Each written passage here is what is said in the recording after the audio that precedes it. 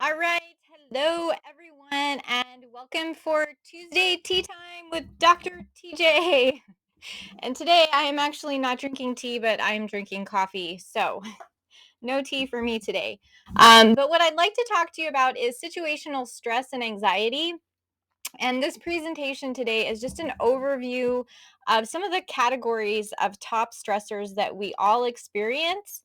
And in future videos, I will elaborate more on each of these areas, the types of stress that we experience, as well as some tools that you can use for problem solving and managing stress in these areas.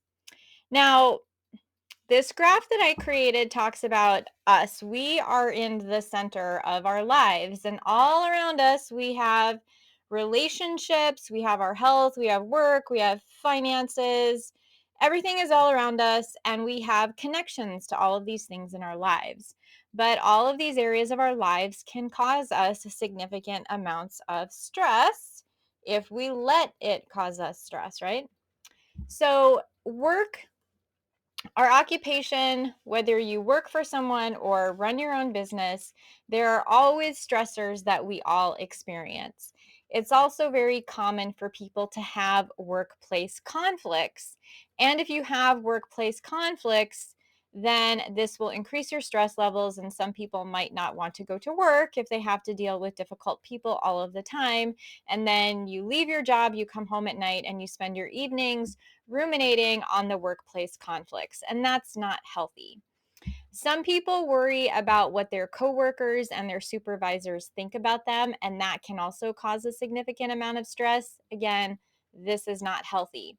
So, it's important to be able to recognize personality differences in the workplace. Not everybody is going to think, act, behave, talk, or walk the same in the workplace, and sometimes personalities can clash. The better you can learn to manage those personalities, then this will help to actually reduce your stress. How do we manage these different personality styles? Learning how to communicate better. Also, establishing boundaries and also maintaining a level of professionalism. If you exude or exhibit or carry yourself a certain way, that will send a message to those around you about how you want to be treated. Okay. Also, at work, learn what your limits are. And at the same time, learn the areas where you might need to improve in your job. Because when you learn what your limits are and learn where you need to improve, this can also help you to stay focused on the important things. And when you're more focused, this is going to reduce your stress levels as well. Also, in the workplace, be honest with yourself and don't be so hard on yourself, okay?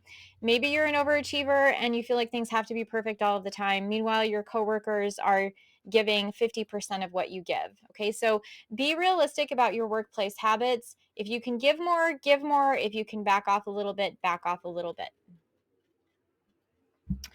Now, what about relationships? Life is full of relationships, either your spouse or your significant other, children, parents, siblings, friends, right? We all have different types of relationships. Our relationships, some of them have conflicts, some of them have drama. um, Relationships can be very stressful, but relationships can also be sources of support. So we should look at being able to develop personal boundaries, learning how to communicate effectively with the people in our lives. Good communication also establishes boundaries. Now, what about finances? Finances is something that I really like to talk about. People like money, right? And the more money you have in the bank, the better off you are. When you have less money in the bank, you tend to worry more. So, have a financial plan. Actually, sit down and create a plan for yourself and for your family. If you don't know how to do this, then learn about successful financial management. Take a class, read a book, do something. Now, when I was in college, I always talked to people about how poor I was when I was in college, but nobody knew I was poor because the money that I had, I made good choices about how I wanted to spend that money. So when I had money, I would buy myself, nice things. So nobody around me had a concept that I was a poor, struggling college student because I made good choices. But one thing that was very important to me was that I saved a little bit of money, even if it was $5 or $10 here and there. And to this day, I still do that. I actually have a habit where I save $20 a week. Well, $20 for a week for a year is about $1,000. Okay. So learn how to save money, and with finances, just like with eating, it's about having good self-discipline. So have a savings someplace. Save 10% of what you make.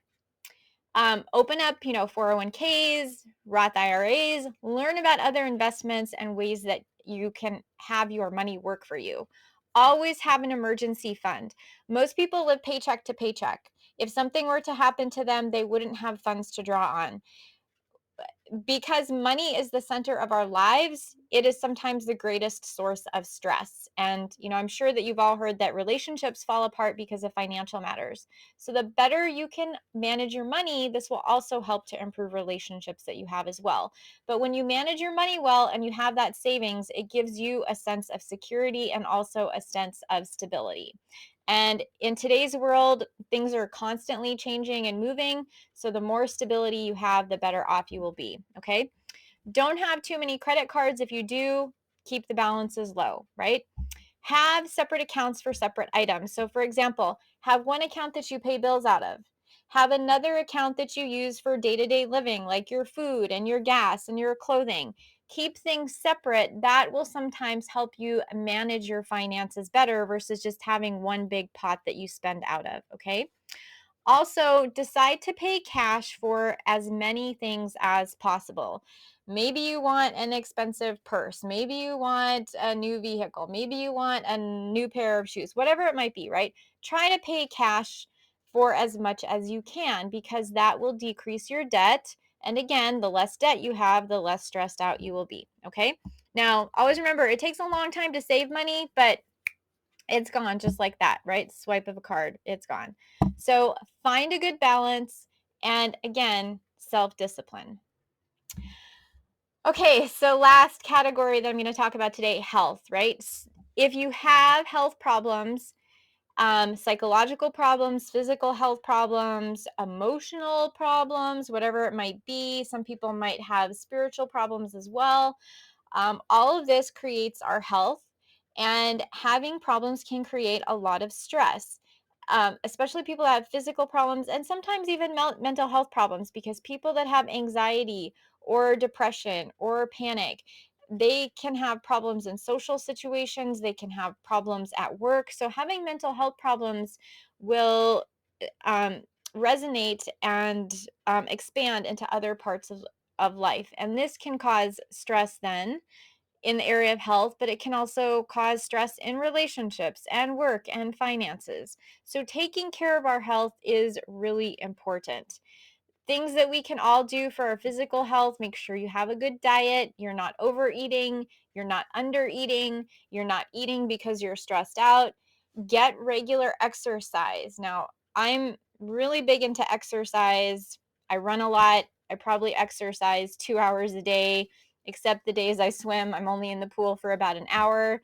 But that is my time where I think, I blow off stress, I get reoriented to my day. So have some type of exercise routine to help keep you mentally sane, to help keep you stable, but to also keep you physically healthy. Also, sleep, right? Go to bed at night, have a regular sleep schedule. A lot of times, stress will cause sleep problems. So, having a consistent routine, learning to manage your stress, that will help. If you're not getting enough sleep at night, that impacts your entire body. If you don't get enough sleep, your cortisol levels can stay high. Cortisol levels will block the production of some of the white blood cells in your body, and that will decrease your immunity, which leaves you more susceptible to illness. That's not good. Okay. So learn stress management, learn stress reduction, have hobbies, and again, good social relationships. Have that group of people you can go to. Maybe it's a parent, maybe it's a sibling, maybe it's a best friend or a group of friends. Have someone in your life that you can go to blow off steam, that will listen to you. Maybe it's a coach, maybe it's a therapist or a counselor. Find somebody that can help you, and then again, build healthy social circles to help you stay healthy as well. Okay. All right, so you can follow me on Facebook at iMolecular Movement Toward Change, and you can also find me on my website at movementtowardchange.com. This is Dr. TJ. I hope you enjoyed my presentation, and I will see you in the future.